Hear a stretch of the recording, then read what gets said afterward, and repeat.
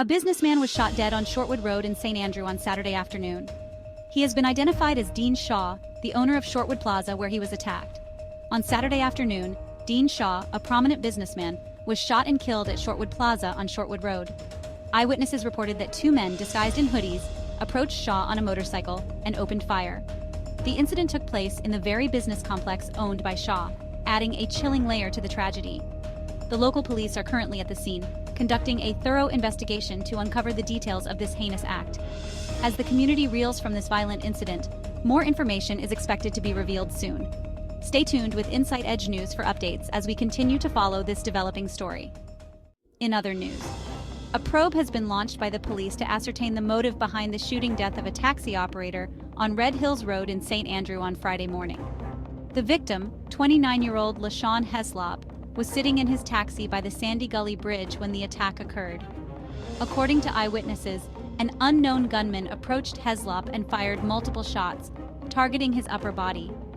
Despite being rushed to the hospital, Heslop succumbed to his injuries. The incident has prompted an immediate police investigation, with authorities urging anyone with information to come forward. This tragic event has left the community in shock and searching for answers. Stay tuned to our channel for updates as this story develops. For now, our thoughts are with the friends and family of LaShawn Heslop. Thank you for watching. Ever wondered how illegal motorcycles fuel gang violence? Westmoreland police have the answer.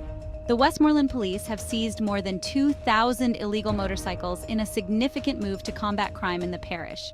Spearheaded by Deputy Superintendent Sean J. Mitchell, this operation targets gangs utilizing these motorcycles for criminal activities and quick getaways. The crackdown comes amid ongoing gang feuds, notably between the King Valley Gang and the Ants Posse Gang, which have led to tragic incidents, including the death of a student and school closures in Grange Hill.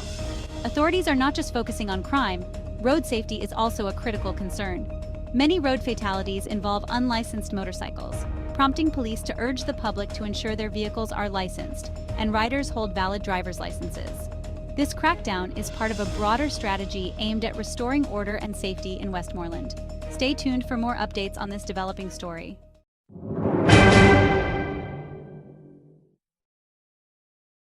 In the heart of Spanish Town, St. Catherine, a fatal shooting has ignited outrage and grief. On Wednesday, during an intense cordon and search operation, the security forces reported a deadly confrontation. 20-year-old Thierry Headley and another man, Orlando Davis, known as Blacks, were killed. The police narrative paints a picture of a shootout, with officers returning fire after being attacked. A Springfield rifle with 2 live rounds was reportedly recovered. But that's not the whole story. Thierry Headley's family and the community are crying out for justice. They firmly dispute the police's account, accusing the forces of a cold-blooded murder. Thierry's sister, Shakella Headley, passionately refutes the claims of a shootout. She insists there was no forced entry into her brother's room and believes the officers called him out before killing him.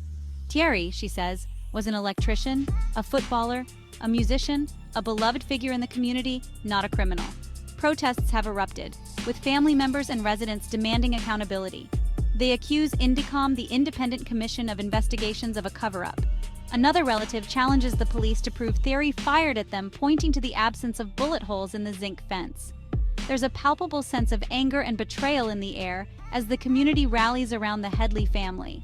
INDECOM has confirmed that their investigation is ongoing, urging anyone with information to come forward. But the community's trust is shattered and they remain skeptical of the outcome. The tension in Spanish Town is thick as everyone waits for justice for Thierry Headley.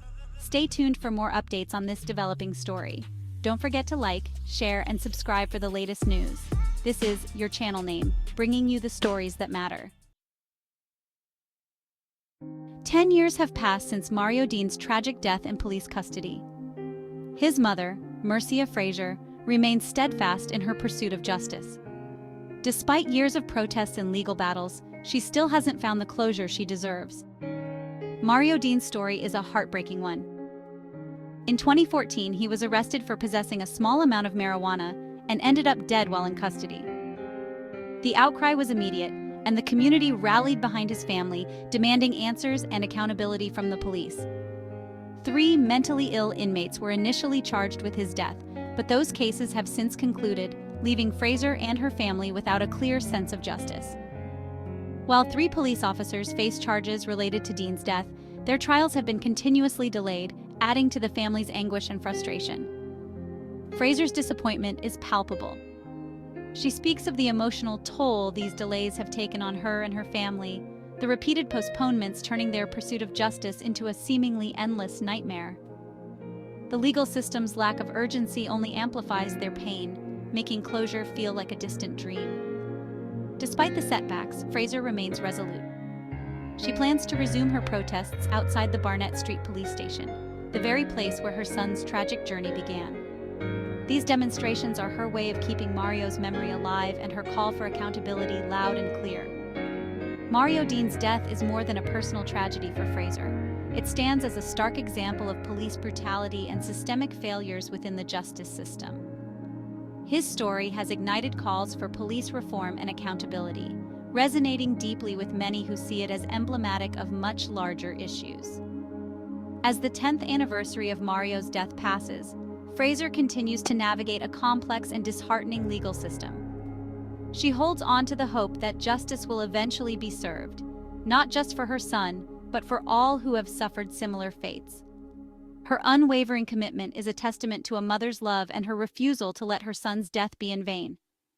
Fraser's resilience and determination inspire others to demand better from law enforcement and the judicial system. Mario Dean's case is a powerful reminder of the human cost of police brutality and the urgent need for reform. Fraser's pursuit of justice transcends her personal loss, becoming a symbol of a larger fight against systemic injustice. Through her tireless efforts, she ensures that Mario's name and story are not forgotten, highlighting the importance of continued advocacy and reform.